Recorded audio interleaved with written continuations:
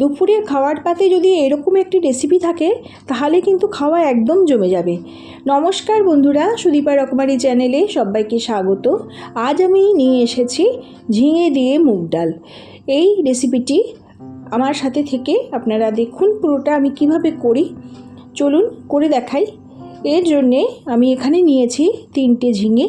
ঝিঙেটাকে খুব ভালোভাবে ধুয়ে নিয়েছি, তারপরে খোসা ছাড়িয়ে এইভাবে টুকরো করে কেটে নিয়েছি। একটু বড় সাইজের টুকরো করে কাটতে হবে। এইভাবে টুকরো করে কেটে নিয়েছি। এবারে আমি চলে যাচ্ছি পরের স্টেপে। এবার আমি গ্যাসে কড়াই বসিয়ে দিয়েছি এখানে কিছু মশলা। এই মশলাটাকে আমি ভেজে নেব। এর মধ্যে দিয়েছি 2টো শুকনো লঙ্কা, হাফ চামচ গোটা ধনে, হাফ চামচ গোটা জিরে, 2টো এলাচ আর 2 টুকরো দারচিনি। ভালো করে ভেজে নিয়ে মশলাটা আমি মিক্সিতে গুঁড়ো করে নেব। এবারে গ্যাসের কড়াইতে আমি দিয়ে দিচ্ছি মুগ ডাল। এখানে আমার 250 গ্রাম মুগ ডাল আছে। মুগ ডালটাকে এবার আমি ভেজে নেব। কিভাবে ভাজছি দেখুন। মুগ ডালটাকে খুব বেশি লাল করে আমি ভাজবো না, হালকা বাদামি কালার আসলেই মুগ ডালটা আমি তুলে নেব। দেখুন বাদামি কালার চলে এসেছে। এবার মুগ ডালটা আমি খুব ভালোভাবে ধুয়ে নেব প্রথমে। তারপর গ্যাসে কড়াইতে আমি দিয়ে দিচ্ছি জল। বেশি পরিমাণ জল দিয়ে মুগ ডালটা আমি এবার সেদ্ধ করে নেব।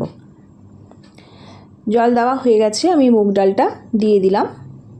মুগ ডালটা দিয়ে দিয়েছি।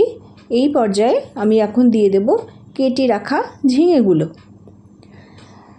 ঝিঙে আর মুগ ডালটা দিয়ে এবার আমি এর মধ্যে দিয়ে দিচ্ছি সামান্য পরিমাণ লবণ আর দিয়ে দিচ্ছি সামান্য পরিমাণ হলুদ। দিয়ে দেব কিছু কাঁচা লঙ্কা। ঝালটা আপনারা স্বাদ মতো দেবেন। এবার সব কিছু ভালো করে মিশিয়ে নিচ্ছি।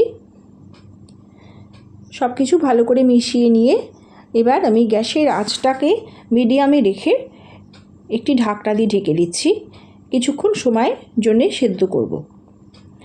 চলে এলাম 8 মিনিট বাদে। দেখুন ডালটা কিন্তু সেদ্ধ হয়ে গেছে। দেখুন খুব সুন্দর করে সেদ্ধ হয়েছে। ঝিঙেটাও সেদ্ধ হয়ে গেছে। আপনাদের দেখিয়ে দিচ্ছি কতখানি সেদ্ধ হয়েছে। দেখুন একটু এইভাবে ফাটা ফাটা অবস্থায় সেদ্ধটা করতে হবে, বেশি যেন গলে না যায়। একদমই গলে গেলে কিন্তু এটা স্বাদটা ভালো হবে না। এইভাবে একটু ফাটা অবস্থায় সেদ্ধ করে নেবেন ডালটা। আর ঝিঙেটাও সেদ্ধ হয়ে গেছে। ডালটাকে আমি একটি পাত্রে নামিয়ে আবার গ্যাসে কড়াইতে দিয়ে দিলাম সরষের তেল। দিয়ে দিচ্ছি এর মধ্যে এবার একটা তেজপাতা, 3টে শুকনো লঙ্কা ভেঙে দিয়েছি, দিয়ে দিলাম গোটা জিরে। ফোড়নটাকে একটু সময় ভেজে নেব, 2 সেকেন্ডের মতো ভেজে নিয়ে এর মধ্যে দিয়ে দিলাম 1 ইঞ্চি মতো আদা কুচি। আদাটাকে না বেটে আমি কুচি করে দিয়েছি। এইভাবে কুচি করে দিলে এই স্বাদটা ভালো হয়। মুখে যখন এই কুচিটা পড়ে না ডালের সাথে, তখন দুর্দান্ত লাগে। এবার খুব ভালোভাবে আদাটাকে একটুখানি ভেজে নিলাম। নেওয়ার পরে আমি এখানে 2টো টমেটো ছোটো টুকরো করে রেখেছিলাম, সেটা দিয়ে দিলাম। টমেটোটার উপরে লবণ দিয়ে দিলাম যাতে তাড়াতাড়ি টমেটোটা সেদ্ধ হয়ে যায়। টমেটোটা আমি ইচ্ছে করে 2টো দিয়েছি। আপনারা ইচ্ছে করলে একটা টমেটোও দিতে পারেন, কিন্তু এখানে আমি ডালটা একটু টক করব, একটু টমেটোটা সেজন্য বেশি দিয়েছি। এবার টমেটোটা সেদ্ধ হয়ে গেছে। এর মধ্যে আমি দিয়ে দিলাম 1 চা চামচ ধনের গুঁড়ো, দিয়ে দিচ্ছি পরিমাণ মতো হলুদ,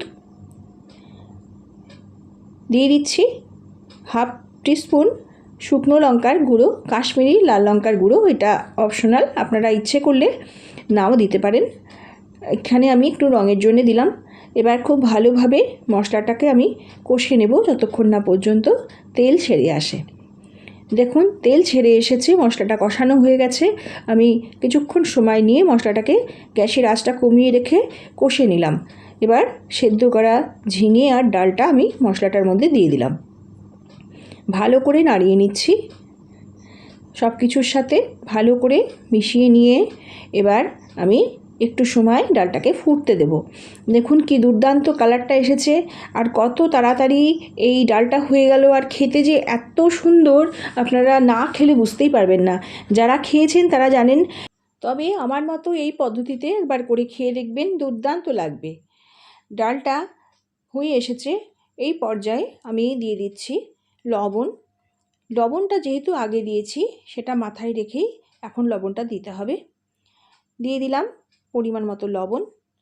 সব কিছু আবার ভালো করে মিশিয়ে নিচ্ছি, একটু সময় নাড়াচাড়া করে নেব। আর গ্যাসের আঁচটা এবার বাড়িয়ে নিয়ে ডালটাকে আমি খুব ভালোভাবে ফুটিয়ে নেব। একটু সময় ফুটিয়ে নিলাম। দেখুন কি দুর্দান্ত কালারটা এসেছে, দেখুন এত সুন্দর কালারটা এসেছে। আর খেতে যে কি দুর্দান্ত হয়েছিল, আমি তো খাওয়ার পরে ভয়েস দিচ্ছি, ভীষণ সুন্দর খেতে হয়েছিল। ভাত রুটি সব কিছুর সাথেই এই ডালটা ভীষণ ভালো লাগবে। এই ডাল করে খেয়ে দেখবেন, বাড়িতে বাচ্চা থেকে বড় সবাই কিন্তু চেয়ে খাবে এবং আবার বানাতে বলবে। দিয়ে দিলাম অল্প একটু চিনি। এই ডালে একটুখানি মিষ্টি দিলে খেতে ভালো লাগবে, যদিও এটা আপনাদের আপত্তি থাকলে দেবেন না। এবার দিয়ে দিচ্ছি এর মধ্যে একটু ঘি। অবশ্যই একটু ঘি দেবেন, তাতে স্বাদটা কিন্তু ভীষণ ভালো লাগবে। এবারে আমি দিয়ে দেব যে ভাজা মশলাটা আমি তৈরি করে রেখেছি, সেই ভাজা মশলাটা। একদম ভাজা মশলাটা শেষে দেবেন। দিয়ে দিলাম ভাজা মশলাটা। ভাজা মশলাটার স্বাদে এই ঝিঙের ডাল এর স্বাদ আরোই বেড়ে যাবে। ভীষণ টেস্টি এই ডাল, ভীষণ সুন্দর। দেখুন কালারটা কি সুন্দর এসেছে, আর ঝিঙেটা কি সুন্দর এখনও সবুজ রয়েছে, আর গোটা গোটা ঝিঙেটা এত ভালো লাগছে। দেখতেও যেমন সুন্দর হয়েছে, খেতেও অপূর্ব। অবশ্যই ঝিঙে বাজারে এখন প্রচুর পাওয়া যাচ্ছে, এই সময় ঝিঙের ডাল এইভাবে আপনারা করে খেয়ে দেখবেন, দুর্দান্ত লাগবে।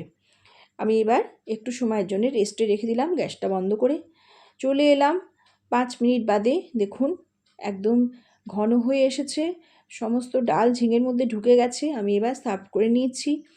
দেখুন কত সুন্দর দেখতে হয়েছে, ভীষণ সুন্দর দেখতে হয়েছে। যে সকল পুরনো বন্ধু প্রতিদিন আমার রেসিপি দেখেন, প্রথম থেকে শেষ পর্যন্ত থেকে খুব সুন্দর করে কমেন্ট করে যান, তাদের ভালোবাসায় আমি আপ্লুত। তারা ভালো থাকবেন, সুস্থ থাকবেন, আমার সকল বন্ধুরাই ভালো থাকবেন, সুস্থ থাকবেন। সবার জন্যই রইল অনেক অনেক শুভকামনা, ভালোবাসা। আমি আবারও একটি নতুন রেসিপি নিয়ে আপনাদের কাছে চলে আসব। দেখুন ঝিঙের ডালটা আমি উঠিয়ে দেখিয়ে দিচ্ছি কতটা সুন্দর দেখতে হয়েছে, ঝিঙেগুলো কত আস্ত আছে, আর কি সুন্দর কালারটা এসেছে। সবাই ভালো থাকবেন, সবার জন্যই রইল শুভকামনা। ধন্যবাদ।